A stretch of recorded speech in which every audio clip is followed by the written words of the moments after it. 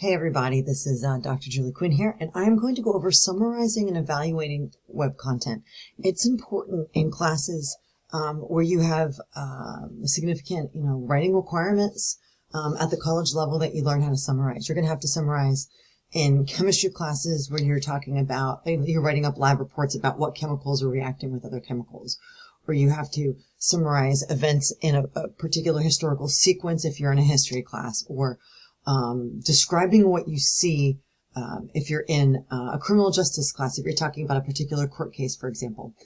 In academic writing, summary is part of most every essay that you do, even including the narrative, because you often have to provide vignettes or those small stories of experiences, and you have to be able to provide a beginning, a middle, and an after. You summarize it, and you explain sort of how you felt about that. So in English 111 at least, and in English 112, when you write informative and argumentative essays, summary is a significant part of the process. So what it is, it's taking the idea of something that you've read, probably academic research in some fashion, and explaining those ideas to other people, right? Summarizing is part of condensing a description. It's not like you're reading that original text to your audience. You don't have the space. Say an original text is 10 pages long, but maybe you only have a paragraph of space to talk about that text. And so you have to determine what's the most important details within this text, and how do I, as an academic writer, put these ideas in my own words so I show this idea of concept mastery, so I show that I understand it clearly. So this website is from Simon Fraser University, and it's called Summarizing: How to Effectively Summarize the Work of Others. And this link will be provided nearby where you found this video in the course website. They say that academic writing requires you to research the work of other scholars, to develop your own ideas, and then to think about the ideas and how they relate to that work. So you're not just going to be doing research from one source, you're going to be doing research from multiple sources. And to establish that understanding, you have to be able to explain to others, what did those sources say? So what Simon Fraser University recommends is that when you summarize, you're explaining the main ideas from someone else's work. Note that you must include a citation for summaries. You must name your sources. You can see how in this example, in They Say, I Say, Graf and Bergenstein described summarizing as, and then they even provided a quote, but we know in the beginning of this little blurb where the data of the summary comes from. Okay, so it's always important, whether you add little quotes into the summary or it's entirely in your own words, that you always acknowledge where the data comes from. That's called in-text citation. And this example is done in APA style, because you can tell they've got the copyright here there. The Simon Fraser recommends selecting a short passage of about 1 to 4 sentences that supports an idea in your paper. So if you're writing about global warming, for example, you're finding data on global warming, and you read through that text to see where that text overlaps with the idea of your paper. Read the passage carefully to understand it. Read it multiple times, and better yet, print it out and take notes on the hard copy. When you do that, you're engaging more slowly and more deeply with the text. You want to fully understand it before you try to explain it. Otherwise, you can't get confused. Your job is to take notes on the main idea and the supporting points, because your writers may have a main argument and 2 or 3 main points, and you want to condense that and explain that to your readers. You don't have to provide all of the minutiae, their small subpoints of every single statistic. The idea of a summary is to condense it, to fit it into your paper in a way that shows you understand it and that it makes sense in relationship to everything else you're talking about in your paper. Now, after you've taken notes on it, don't look at the original. Use only your notes to explain the original author's main idea to somebody else.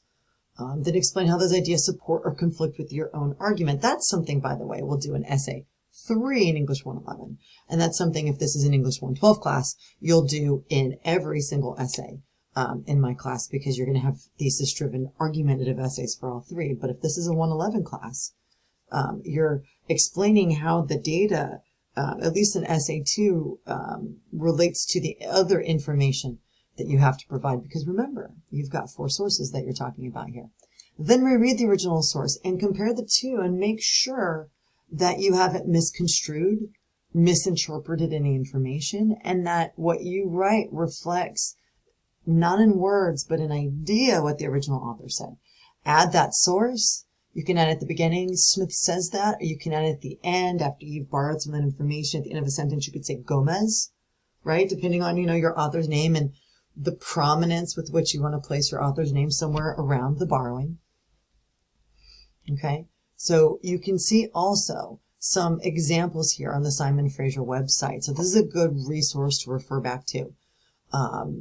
Here's the original source that's going to be summarized. Before 1994, diabetes in children was generally caused by genetic disorder. Only about 5% of childhood diabetes cases were obesity-related or type 2 diabetes. Today, according to the National Institutes of Health, type 2 diabetes accounts for at least 30% of all new childhood cases of diabetes in this country. Not surprisingly, money spent to treat diabetes has skyrocketed too. The Centers for Disease Control and Prevention estimate that diabetes accounted for $2.6 billion in healthcare costs in 1969. Today's number is an unbelievable $100 million a year. End quote. This came from Don't Blame the Eater by David Zygchenko. I hope I pronounced that correctly. Now, we've got an example from Simon Fraser about how somebody can weakly summarize and how somebody can strongly summarize. The weak example says this. The author says that only 5% of children had type 2 diabetes before 1994. In addition, they mention that today at least 30% of new childhood diabetes cases in the USA are type 2. They also say that more money is being spent to treat it now, $100 billion a year. This is ineffective for a couple of reasons. The author's name is not provided. First, you've always got to say, David Zygchenko says that, right?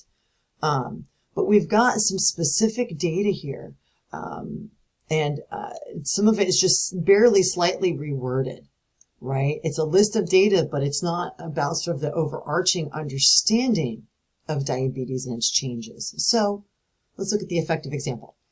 In author's article, you probably would want to add the word the, in the author's article, Don't Blame the Eater, David Zygchenko supports the position on the fast food industry by comparing today's rates of type 2 diabetes to those in earlier times, in 1994. And I wouldn't use his first name. I think that this could be written better by saying Zygchenko makes it clear. And what I will do is teach you how to name sources. We always name our source the first time in full, just like this, and then the second time with only last name. So we can make this example even stronger. Makes it clear that instances of type 2 diabetes have increased dramatically as at the cost of preventing it, right? So you can see here how this one is more overarching of the entirety of the data versus just grabbing a couple of pieces of data without understanding what's the author's intention or goal for the content that's been summarized. In both cases, at least it's shorter.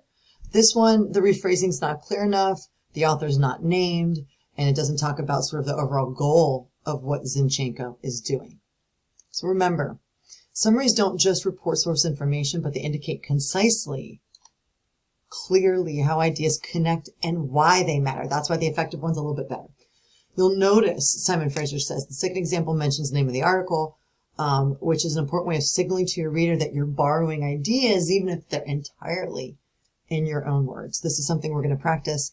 This will be so important for the work that you do at the college level in almost all of your classes. If you have questions on this, just reach out and let me know, and we'll keep working on summaries every time we meet.